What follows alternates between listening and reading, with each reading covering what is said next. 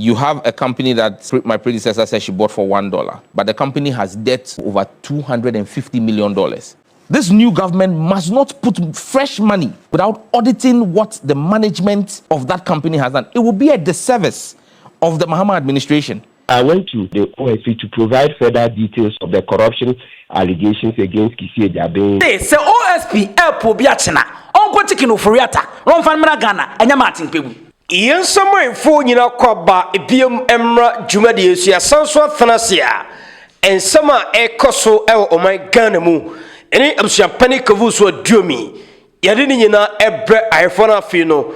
Yedi hon komo after say OSP editeni Martin kpebu na osanso release no enkomo webre ene freche ba kwekwan ne bewram na edi hon komo na fi no bibia ay kama MPP amanyuko no so enkomo webre ene fi ho ba afen so akoba se 2026 January ye the tariff ba beto electricity and afi water bill so ensam no koba sa no akoyen komodie bebre ewo oman Ghana kwekwan ye bewram na haba bia ade no efri baransa na abusua ye bewran sem nim no ense OSP editeni Martin kpebu na ancha ena sanso release no akoba nsem bebre ede aba bakwekwan yenkoni etie samua lawyer Martin kpebu ede atudwa ekoba abusua nsem de chipa. When I went in there, remember I went to the OSP to provide further details of the corruption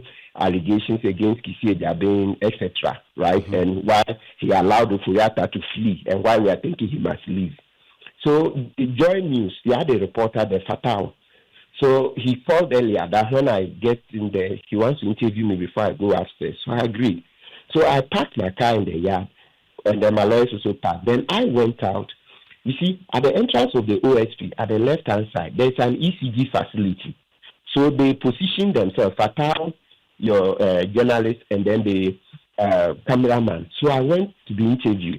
In the course of the interview, one of the policemen, also a security at the entrance there, called Mr. J. A J came and told us to move further away from the ECG facility. So you can ask Fatal. They didn't understand. The Fatal and the cameraman thought that, but this is ECG. It's not for OSP. So they sought to question, and me, look, very law-abiding. I didn't want to question police, not in this instance. So I just said, no, let's go. So I even pushed them. I'm sure it will be captured on camera. You see me moving my hand. That move. So I moved them. Then we went off and then did the interview. So when I came in, the policeman who came to sack us, he was standing there. He said nothing to me. I said nothing to him. Then I passed. So when I just passed the police, then one of the soldiers came out of the security booth and said, hey, counsel, we allowed you to park. I don't even know. The tone and everything suggested that allow me to park was a privilege. Meanwhile, there was a lot of space, but that's how it sounded. We allowed you to park, and then you went out to grant an interview. Next time, I will not allow you to do that. Then I said, oh, no, you have no power to stop me from going out. No, I'm not an accused. I'm not a suspect. I'm here as an invitee to help your work. So he kept quiet. Then I moved 2 or 3 steps. Then another person shouted. When I turned, it was another soldier. Then he said for him, next time I come there and do that, he will show me. So I said, show me what? What can you do? What have I done wrong? Then he now added, you're a stupid man. The soldier added that I am a stupid man. Again? I won't have said that I'm stupid. So I also replied that he's stupid too. That's it. That's just it. So having insulted me, I'm stupid. I also replied that he's stupid.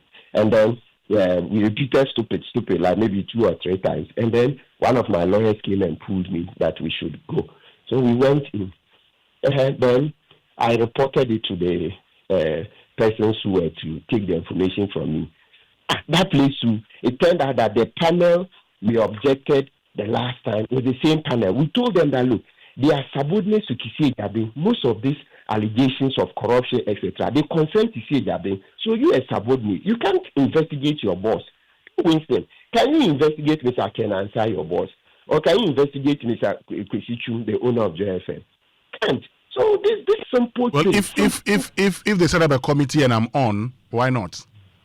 No. You as subordinate, there's no way. I'm saying if they set up a committee and I'm on, it why not? will even happen. That's not justice, because once somebody stands there, you see optics. You journalists, you know optics more than anybody. Anybody sees that subordinate, you say you go investigate your boss. Okay, I'm sure, Mr. Bright. and then some doso, but then I Martin Pebu didn't come up. You run some new way. My mention your phone na. Martin Pebu was my walking in and say OSP eton safre no. Na so to friend no ni na yen ku echika kra bi de ntia OSP friend no and say or the ketaje ne pra ne kankan bribery allegation e de ato OSP so kisi ajaben. And afa yen nyina ye ni meko a wo ko ene fight a wo fight say Ofori atta ken Ofori atta Ghana en kan ye finance minister obebo man mu na yetimi age ya de ye won ho e de afiri no wo kan wo mu nso mo koye demonstration editia OSP say papa no na adwuma nyenti wo mfiri ho no en wo kan wo mo ni abre a wo mo sensan se ne be ya OSP wo mbe yin afiri ho no na sa invitation we na fa corruption ene sa ken Ofori atta nsem a wo de ato eye friend say OSP no so na wo tell say okoduru ho no and one in Central for the incomo kakra. And one in Central for the incomo kakra na o real muno. And a soldier near OSP honmono. I catch and say, baby, and the car now or packing no. Next time, Oba will be home. Any class or packing or Nissa right no. Now, also no man or no soon any bray and no business. I then that's what person take and a fan who did so, or no soldier need no soon right so to take and a fan who did so.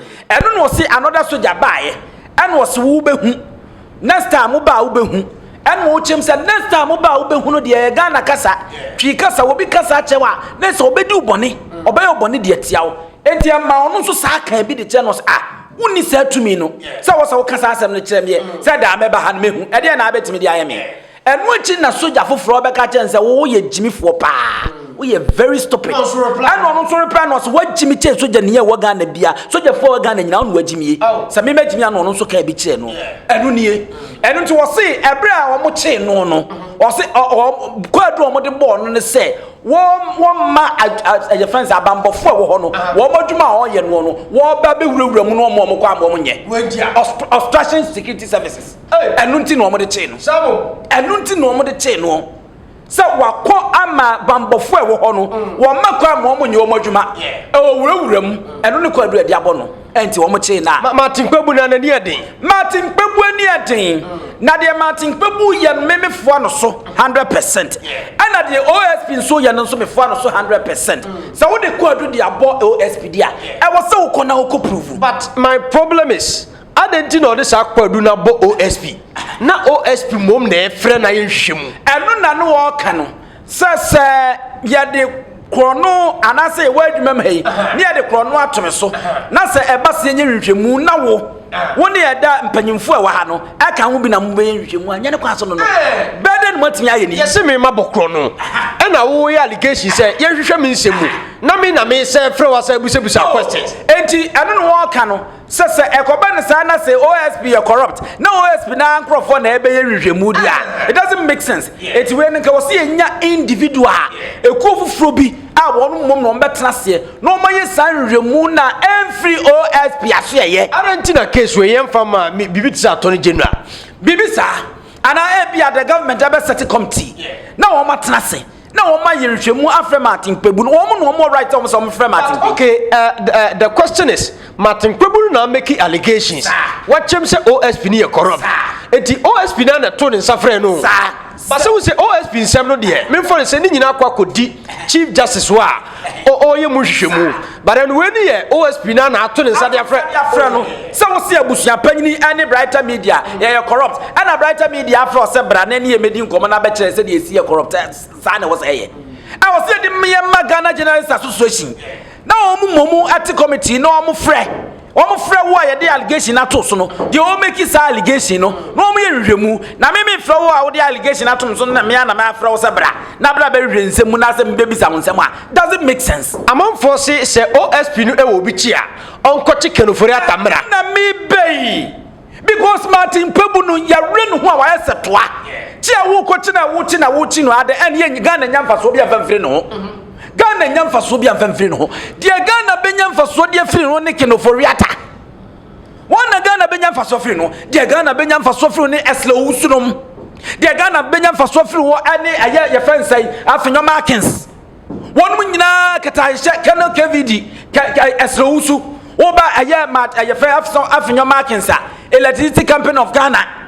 One woman on money Benyan for suffering was so warm, now indeed. And some are yet to tear say allegedly, one we involved about this thing. I'm about Bonua, and only a Benyan for so dear film. So I just say, now someone Jawomo, now Martin Pebuna, why is a god at Tuana, why is a Salmon now over and one BBM film? One ad when Nicosis so because he is fighting for Ghanaians. Wafre, why so you're incompetent because you would the still, Ofori tada so one more, no toilet agent and ye. You would the entire and ye, after your markets down on them fear, no buy no so walk.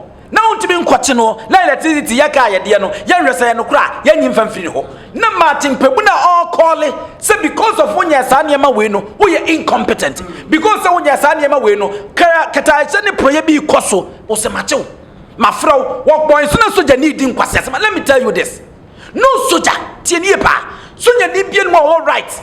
So, and I need a chair civilian. I'm telling you. Without me, I can't tell you, no one in the cool school. Almost training no Mukwano soldier. I know Mupia. Civilian, how diagro. One be proud, so Janibida. And so train your word didn't fear the been a soldier funding or training for the Fomunia group. No, Pian Fomunia group, but the American say, send your civilian by attacking what? May a baby young matran macano. Sounds now you're soldier in one Yajuma. Now you want to suffer tramo. What's that idea greeno? I'm a black in them. And you think so, young Gopon. And to me, what did you tell civilian? You are not making sense. You don't have every right. Even Martin Pebwaban Wabedin Semunu, I will honor as a soldier near one year to walk school. 1 year to war, say enforce na Esunje Emrano. Oh, from Marty, Baba, a baby, okay, they said you see Park Kennedy, and I've fro Bawadama. I know my hair cry about your babetro. Won't conquer Cassa boom, boom, boom, boom. The Sagana Water Company, I have to move, never much at all. Because I was at a year green, and I make a choice. Yano man at co school, Yano man at Trantamo, Yano man in Yinibomo, or Mubi near Bruomo, and you tell you could be buying in a respecting the money at Adena, so green. Some of you know, some Romontadi and Guho, near Cassiabu in Timunina, Babomo. 10 years ago, David, Zeni Ben and David, as we go let from, and to say, send your Makama civilian attack a year Sojanino, and I say any security personnel. Also, your security personnel for sending Jenny Bruno because you are there. So, Babo Monte, Amasum Jabba, Muniho, Sabia Grotto, Obedin Semunu. It is say I could found you and walk to your OSP one man. None doesn't mean say, Obi only OSP, Adia Woya beyond the Yadreno, as a yes soldier, and as a security personnel, and also couldn't in Konya time. Or Tanya when you're back at Sansemun, the chair Martin Pebu, and say, Martin Pebu. Adiabese nyina no OSP so eno nti amabambo fo de wo nyina no so OSP just wudi Martin atam dia wodi yatam wo ye sanso dia wa hwe ya kwatade no ye bewro na Martin da so nam radio so a wo ye ni programs quick one yentumrika na unse 2026 His Excellency John Dramani Mahama ending up by over the tariff eba to electricity and afi water bill so Ghana for bi buafu Ghana for being so 18 come but answer no yenye sa story we mra Sam George we dim komo afa eslousu obeje di se eslousu e de $1 ekoto company ama at the end no company no be dika $250 million obeje di some friends say Sam George na be mem yenko timra yekoba yebedi tariff no komo. You went about Airtel Tigo. Your predecessor sold it for $1. You said that it was not a deal worthwhile, but we need to do proper re-engineering. Where are we at? Well, and my position as minister is simple. You have a company that my predecessor said she bought for $1. She bought a company for $1, but the company has debt of over $250 million. So if you use $1 to go and buy a car of $250 million, where's the wisdom in that? And as minister, I believe that, look, and let's not forget, this debt that she has bought was loans that were taken by private companies. The liabilities are over $250 million by private companies. Bharti Airtel is a private company. if they went and took loans from banks and owed their service providers, Millicom, private company, took loans from banks, owed their service providers, then the minister wakes up one day and says, oh, I'm taking all of this private company loan and putting on the Ghanaian taxpayer, which is where we sit now. And because she's done that in the name of the government of Ghana, and government is a continuum, now that debt sits on our books. Now she sets up a new vehicle called PPL Net in November 2024. PPL had only assets, no debts, zero debt, assets. As we speak now, PPL is in debt of over $15 million, making losses of over 22 million Ghana cedis every month. As minister, I think it will be reckless for me to just jump in there and put more taxpayers' money. And so my position is simple, and I've sent it to cabinet for approval. I'm waiting for cabinet to look at it. My position is very clear. Before you invest in anything, you must do an audit of it. The very people who run Airtel to the ground, run Millicom to the ground, are sitting in management at AT today and have run it to the ground. This new government must not put fresh money without auditing what the management of that company has done. It will be a disservice of the Mahama administration to take any further taxpayers' money and invest in a company that has been mismanaged in that manner. We must do an audit. The finance minister, when the finance minister took over office, there were several debts across the government spectrum, roads and all of that. My ministry, agreed, everything. What did he do? He appointed international audit firms, Ernst & Young, KPMG and Co., to go and audit and bring him a report. Is that not what he did? On the basis of the report, he found out what was fluff and what was substance. What's cabinet telling you? No, it's before cabinet. Okay. So, I mean, once cabinet... I've sent the memo to cabinet. Cabinet will consider it, and once cabinet considers it and gives us directive, we'll make that public. Okay. So I mean, it's for cabinet. So my point is, let us run, and our position as a ministry is let's audit, not just Airtel Tigo. I believe that we must audit all of government's holdings in the telecom sector. So government currently owns Airtel Tigo 100%. Let's audit it. Let's not put a dime of taxpayers' money.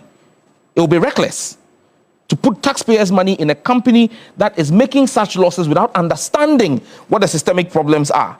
As minister, I won't oversee that. I won't be part to that. And so let's audit it. Government holds 30% in Telecel. Let's audit Telecel as well. Let's have a full understanding of what government's interest in the telecom sector is. And then as a country and as cabinet, we can then take a decision that we want to take this path, we want to invest this money. Which timelines are you looking at, Sam George? Well, I'm hoping the cabinet will review this before end of year, and then we can move on it. All right, Sam George, as we're leaking information, baby. Ebina making. Tim. There's some George Kenya say. As le usu efa $1. And ne obaga na sika mu a akoso aye 12 cedis. And what do nyame anim na ode koto adwumaku a e de ka $250 million. The writer. Won say woni adi agimifo odwa. Won say woni adi nkurasefo odwa. Won say wo ya Ghana aboka egu. The writer. As le usu aminim no nim say wako school. As le usu aminim nim say nye school keke no wako school papa. As le usu abeye minister. As le usu ye MP. On se sukum pepe jimi.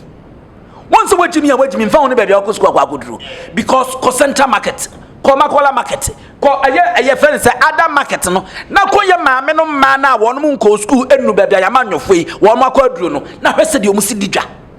Mammy Pian was center market. Mammy Pian war makola jum. Mammy Pian war a young friend a cajum. A dear a catasono or better castle de cotoda. The brighter wouldn't him say. Adwumeye the way at the cat 4 million. And a company say what the cat 4 million into war turn 2 cedi. Who reche ta no akwakoto. Wo koto no nim say wo ba betua 398. Ya 2 cedis in fima. Wo sa ba betua 398. Enti wo dwana wudi ye no wo de mfaso ba ya na say wo boka. Just what Jimmy Fonqua, let me say it. Just will be a what Jimmy Quad some doji can ya no cry. And you will be a what Jimmy Quad during Yadman will be obeyed surgery. I am telling you. And as Uncle for Sanka, woman free power and Cassambes you. I am because Sanima when you because obeys to opposition. Some George and Becca, but Emfa at the end, no, Yaba warm, Yaba warm, Yaka say warm who you fee, Nana Dako for obey. but a need ye abane air cano and no na masam George me bonamu na mabona baso say yentimi ntoaso na yemfesika nhyem abra nya enhwehwemu mapa tie ne ye pa de writer ade na obeto ye no akwese watoka nyese wotoka ne wie ya fitin ya na hu no ahyase na hu at least anya hwe no e wo se wo ma wo bia wonim ka mu fitani wo ba no obehwe no ya assessment no hu se break fuel no carburetor hwan engine bibia is in order ayi a wotimi di sikwaso ansa na otu no bum wa abagwa konya nkwanhia no akwakogu ade na edawo na airtel go na edawo no na ya akwakoto na ya di sika akoto ka no e wo se ye hwehwemu audit a forensic audit emra no menhwemu se de Sam George kan no yenwu nokure wo mu indeed de Sam George kan eye nokure anasa nya nokure eye nokure dia there's a causing financial loss to the state as lo usu mromra no so no makofa no no mde na kogina mrem no abeche senti okodi se agimi adwa no e de mayen sanya nokure nso dia then we have every right as government say ye this ka be hye ye ya dwuma mu na atimi ya be ye di amayen enti de Sam George kan ye no ne kwan so ano no momma yenye nhwehwemu toron na yenwu se indeed ade na eda wo na ye this ka ewuram na ye no no eye adepa ansa ne ya continue enye sa wo man no dimirika kukuku na ye to so ne de sika ewuram ne de sika ewuram a ebedu ba bi ne ebetu kotie ne de so ayeyam na afa de akoye mehu yanka eye kwase bi adwene enti matter le bi ase de sika no politicians ankasa no the word politician no I think say one more ye clean no eye kakra bi majority no ene bonsam ye pe and anema wo mo ye no wo mo ye abonsam kra to ma na eye nwanwa to him because obisa say meme kura mintimi nya sade we na ede se ukoto company edeka aburu sika wo de koto no so wabadam quick one yemfi ho na yemfi ani nkyira ha ense obepiem ewo oman Ghana mu a ense enkomo dodo na eka ho asem eye electricity tariff just 2028 aban no ere ba beto light so and afi water so nti wo hwa electricity tariff up 9.86%, water by 15.92%, effective January 2026. And so they told that Ghana for be woeful. One say, hey, na this ya buy, the Amudia Koni, Uba your money ye. Now, for no ECG, electricity, and of your water bay, Mubaba to boom boom boom, sir. I didn't see. But I'm Ghana for me so didn't come say, I MP before the courses I mess with. I occupy more TikTok and some ranting on wood didn't come on. Quick one. Young Cotier, Rabbi 1 minute per comma. I'm sure be same enough you are teaching. I was on for more. You see a better to light bill and water bill. And an MPP for Miracles Abwaje. One year, Muhammad the more at social media so sorry. I am not say Ghana for you, Meboa. Mo kwaje mo IMF sika no sa $3 billion na makwaje abe chedi no ebinim de omo de adwane akotena buruchiri no it was part of the package na ehemu bi say every quarter of the year yen toto electricity and water tariff mo ya aware ene mo be dan mo ho de abe propaganda eti aban we me part of this government doesn't know anything about this eyo musika no mkwaje bedi ye no a o manfa mo bra no ene ho mfaso ene ho mako na Ghana ete no nti na yetumu a mo muti akire ana modwen say this time around Ghana for yinsu ade meboa ti say obi asua ade eye musika na mokwaje bedi no that is the reason why intia His Excellency John Dramani Mahama say or try anything possible say the be ya be free IMF program no so eno nti yen yesika ya de bebo ye ho bra omo nkire de yen ene esha package nim si yen tutum say the be ye betimatu yo moka ene mo sa de be propaganda amfa why yen ye wo ha. Okay, I'm sure, Mr. Right. And sir, Ghana for Dinkomo, but do not also say that be entry because the way I see a light take out chroma. Now, I saw the Biba to swa, and here for better survive. A quick one, young way. The writer and some are many a bear manekano, no crewum, pa. IMF at a subonsam, tea, or chawadia on Chenequa. It's one who fear no. Your friend say Kwasi Chen, Asante Region Communications Director, former ono ma yehu ye. So ko IMF wabodam. Oko IMF na chese wajimi. Oko IMF na chese wuni adwene. E wo YouTube ko a unsabeka. Abronya nso ma yeti the same thing. It is so your mind wabodam. No wajimi. No nim nyansa. na kandifu edi wanimu wo madwene wo fam a no mko IMF IMF no botae ne say ono no wo betrew because wo bia hu say wo de wabon wonim nyansa wonim se de wo ankasa wo de sika eye ntotoye eto wo na betrew kwan ya befa so a sika na de ma wo no wo de be ntotoye wo fie so all these conditions aka ho including employment here enipa dodo wo san wo employ wo mo afi bia ene sa ne ma ne nyina nkane ntumu ensuo ntumu ne nyina eka ho se de menua ba mai wo kan adro bia ne ho a ewo mu edi sa wo ene South na nyame ya adomo a ye rafifu from 2026 January na ebe hia wo man na wo de sobo ne nyina ebo abaye ye ndisi aban John Dramani mama enye yie efise firi baabi ene ye de beduru hanmo MPP ma ye tiase se o man ni wo sika me kai your friend say Baumia o kama ye chese sika wa ha na na don so kase yete so ene wo mo ba wo mo sa ma ye hu se IMF no na hu hia se NDC mpokoye to wo mo nko but later on wo mo koye so I was expecting them say na nka chire no kura na wo mo ate wo mo tesuo go mo teche me fa no na nka wo mo kon na nka be mo ni ada ho na sa conditions bi atete say no enka wo mo timi a negotiate ye no mo tuatua but ana abedu seyi ene aban na aba abesoe no the major me no e kasa yie no nurses for a year adwuma be 12 months ne ade a ye ntwa wo ka no afen wo manya just 1 month and you mu amensa ka ne kirema aye finance minister ana aka e de che controller and accountant general department say omo wo mo baako but manya ne nte say e free samre kon busum bi omo de kakra e de bema wo mo so bi sa ho say sadness ni na wan ye adwuma 12 months aye ntwa ne ka no santumu we na aba no next year obede twa ne light bill twa ne water bill adwuma ye focus twa ya tum no aye just simple 9%. So 9% no ya to let it the man say April one to 14%. And nyame ya adoma we nso e ko 9 eye water nso de eba ensuo kra de obeka se nipa do se kra de use Ghana water company de bia meka se nyame you adom na otimi sifia don't wait say wo ko twe Ghana water company for ensuo because me kra man hu se wo kra na se ne man ko say electricity na ye di hu ana no de but as de woni fi but asema wo kan so me fa ne se obi ya adwumatua ne ka 5000 Ghana 5000 Ghana no ni ya na ka twem 9% a obenya be say na account 9% me da me nkonta nya tumenya be 400 cedis 4004 bibisa etiem fansa 400 and I would fansa 500 crowd fansa 500 cedis no be I fansa the same person no etua light bill a month 500 cedis near 9% say no the account na yes I won't wo dey say na e wo kan etua light bill 5 million and you 9% na say won't so the little say the ye kan ya e bia be 40 cedis and 50 cedis bi and I was ade koka enti ya to akatuam 500 cedis na ya say electricity so 50 cedis etoso a so enshara nya iskabia the better and who say we analysis no obi be fa say ya to adwumefo akatuam only 9%.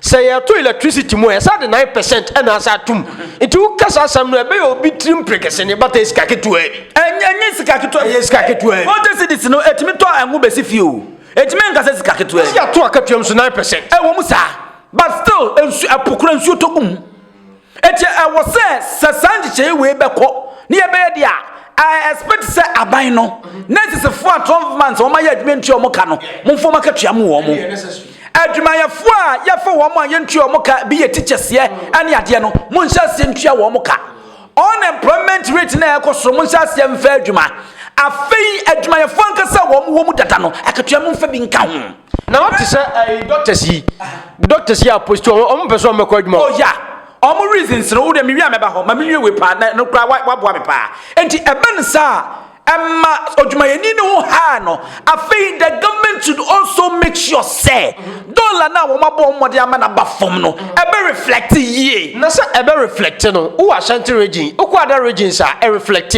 but Ashanti region no yesi mum region no adwadifo no be so mbetete niema so enti why na was worry the government and TUC sit down with them, negotiate with them, let them understand why it was say a more near ton 1.5 abrana dollar near 17 no and then you can see a ton 1.450 I was at least above from 1.2 but then the so to some on 5 cedis penny at your free so and you would my nina want to na cut you 9% penno now this sa tariff ne ba no won say still ese woda so gina di ogina because e won say dollar na nya effect ne ka na ko failure setichani asanesa no okọ adwuma abadwuma ni na okọ adwuma e bia 1000 no ene nyame da ma petrol no ba fom no o fail ni 600 e ho wanya mfaso but wo ko dwomu a won hu ni saa and the government should make sure said the you been reflection ye see the number from no ebesa say wo do electricity mu 9%. I don't think my for bekasa because when you see the news so free 17 at the about 11 there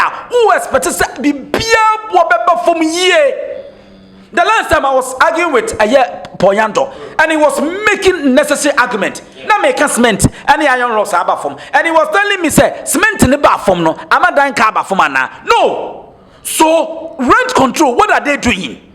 These are some of the things that I was a rent control. So Athena says set it up because I need cement in the 1.2 BM and the 1.2 BM there. Want to be first room 1 year and you 3,000. Want to be a year self-contained 1 room self-contained and find you 6,000 a year. I was so almost share no making sure the law never no yeah my director ya kwa brocha ye nuan mo ti wo mo bre adwuma na so still anya hwe no wo masoma dwo mo kakra no enye se bibia o the system is working ya wo laws wa ye dey regulation eba dan high nom ne sa ne ma ne nyina what are the authorities doing and then na mo ye se ne be from amadwuma ye ni na wo pre se ye beto akatua mu 9% next year no electricity mu no ne dan ya wo high no enti so kakra ba.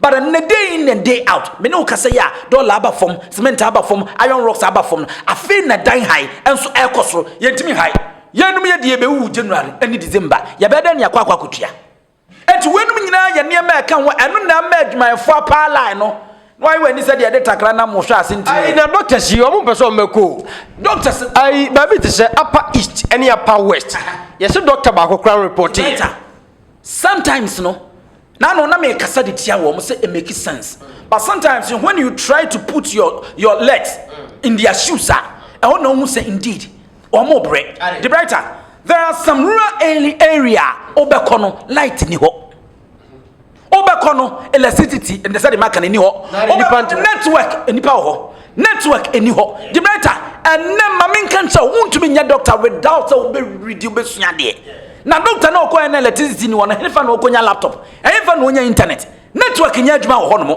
we are sure say ti some doctors no yemfo mo nko hospital bi akwa o ye de mo ko district hospitals akasi o entu pa chem say hospital be pa na abaka say light ni o the brighter district hospital be jai janeta kwa wo mu ni bi edum light a wo mu nya bi no mo de ayadwuma en de o kan meto ase and you will be a woman doctors for so touch no dia yadwuma woni fridge kures one more din no di dugum and doctor wako yadwuma na dan wako wura makoda no wako to say wura mu tete wona ya de bambu asi round one and wako kutum wura mu so sometimes no aye na me no mo ya adwen enu nti na modern world aye won di brighter anya hwe no bi e pakra ne kumase enu de sa na obi ya pe se krom no onya availability ni adwuma ko ba bia de ne kosa no ne ma me kura afre na onya no network ya wo ba bi particular wo so ko gyina san onya network ne yede be frɛ kro onya no ne ma be frɛ no onya no ono ankasa mpana kura be gya no because ye de na kwa koto hamle ye de na kwa koto kro bi ofri say light ni hono ne ade so the brighter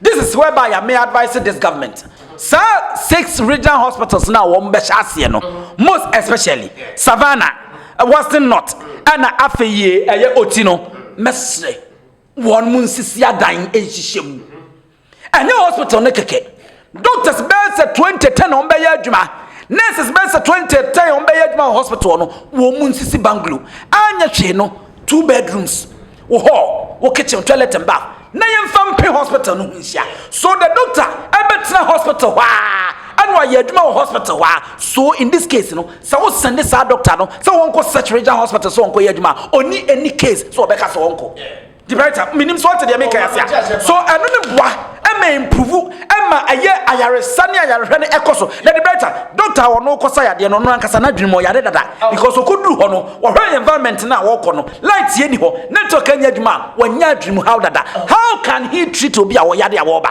okay enti wenum nyina aka ho aban ne nhwe na yenye ne yie na NDC aban wo momoden electricity no yadoso ntumu no won hwe no tete so MPP ne kofa bae but MPP pen so increase bebiri sa mo ma ba na ya no kwadodo so mo hwe no mnye ne yie quick one yere masi ye ko ebesa babiem akraifo nyina